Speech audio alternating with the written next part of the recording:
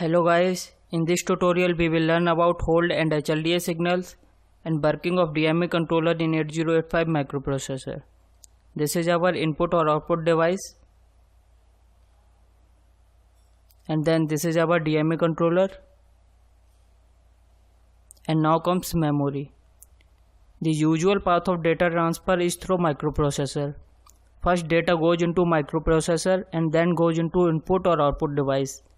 And if you want to transfer data from input output device, then the data first goes into microprocessor and then into memory.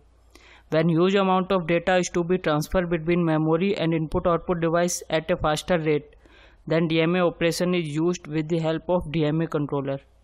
First, input or output device signals the DMA controller that it wants to send or receive data. Then DMA controller sends the high active signal to hold input of microprocessor. Then the processor completes the current machine cycle after receiving hold request and responses with HLDA. After this, the control of buses is given to DMA controller. Then DMA controller signals the input or output device that it is ready to transfer data. Then data transfer starts between memory and input output devices. An input output device and memory connected with bidirectional bus to DMA controller.